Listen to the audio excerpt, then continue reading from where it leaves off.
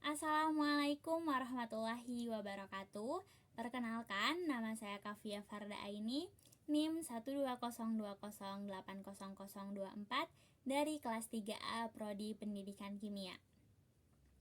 Pada kesempatan kali ini, saya akan mempresentasikan salah satu jurnal yang dimuat pada laman Jurnal Tradisi Kimia pada tahun 2017 dengan judul Permainan Kimia Kotak-Katik sebagai Media Pembelajaran pada Materi Sistem Periodik Unsur yang disusun oleh Rusli Hidayah, Supriyanto, dan Alis Rahmawati.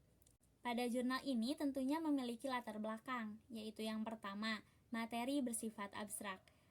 Materi ini bersifat abstrak dikarenakan materi SPU ini merupakan salah satu materi yang terdapat banyak simbol-simbol unsur di dalamnya. Yang kedua yaitu siswa kesulitan mengingat materi SPU. Materi ini menitik beratkan terhadap kemampuan siswa untuk mengingat unsur-unsur pada tabel periodik. Yang ketiga yaitu teacher-centered learning, di mana proses pembelajaran bersifat satu arah yang berlangsung, cenderung didominasi oleh guru sehingga siswa hanya bertindak sebagai agen pembelajar yang pasif. Nah, yang keempat yaitu media pembelajaran memudahkan belajar. Media pembelajaran ini berupa permainan dapat digunakan sebagai alat untuk memudahkan penyampaian materi yang sulit dipahami oleh peserta didik, menciptakan suasana bermain sambil belajar. Nah, maka dari itu, dari keempat latar belakang itu dibuatlah permainan kimia kotak-katik yang harapannya dapat menunjang hasil belajar kimia khususnya pada materi sistem periodik unsur. Selanjutnya ke metode penelitian. Metode ini diawali dengan one group pretest post-test design, di mana eksperimen yang dilaksanakan memberikan tes awal atau pretest, lalu diberikanlah perlakuan berupa permainan kimia kotak-katik, dan dilanjutkan dengan tes akhir atau post-test. Nah, yang selanjutnya yaitu ada analisis hasil observasi yang dapat memberikan gambaran mengenai aktivitas siswa selama uji coba berlangsung.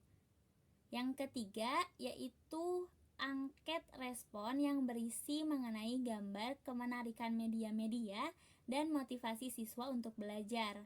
Nah, yang terakhir yaitu perhitungan hasil belajar siswa. Ketuntasan klasikal dicapai jika siswa memperoleh lebih dari 75% atau memperoleh skor lebih dari 75. Nah, yang selanjutnya yaitu hasil dan pembahasan. Hasil dan analisis data hasil uji kelayakan berdasarkan tabel skor interpretasi. Kriteria media dikatakan layak jika harga P atau validitas lebih dari 61%. Berdasarkan perhitungan dari hasil validasi guru dan dosen kimia, harga P pada media yang dikembangkan mencapai 87,5%. Jadi, media yang dikembangkan dapat dikatakan sangat layak. Selanjutnya yaitu ada hasil analisis respon siswa. Nah, hasil ini diperoleh dari 12 siswa SMA Muhammadiyah 1 Gresik menyatakan tertarik dan lebih mudah memahami pada permainan kimia kotak-katik selama pembelajaran SPU. Nah, selanjutnya ada analisis data aktivitas siswa. Pada pretest tidak ada jumlah yang tuntas, maka presentasi klasikalnya sebesar 0%, sedangkan siswa yang tidak tuntas sebanyak 12 orang atau sebesar 100%. Pada data post-test ditunjukkan bahwa jumlah siswa yang tuntas sebanyak 8 orang atau presentase klasikalnya sebesar 66,67%. Sedangkan siswa yang tidak tuntas sebanyak 4 orang atau sebesar 33,33%. Berdasarkan pembahasan di atas, ketuntasan siswa kelas 10 SMA Muhammadiyah Gresik setelah mengikuti pembelajaran dengan media permainan kotak-katik, hasil belajar siswa meningkat, namun belum mencapai ketuntasan klasikal. Ketuntasan klasikal dicapai siswa memperoleh lebih dari 75% atau memperoleh skor lebih dari 75. Nah, secara keseluruhan dapat disimpulkan bahwa yang pertama, media permainan kimia kotak-katik layak untuk diterapkan pada materi SPU. Selanjutnya yang kedua, hasil observasi serta hasil angket respon siswa merasa senang dan tertarik untuk belajar kimia, terutama pada materi SPU.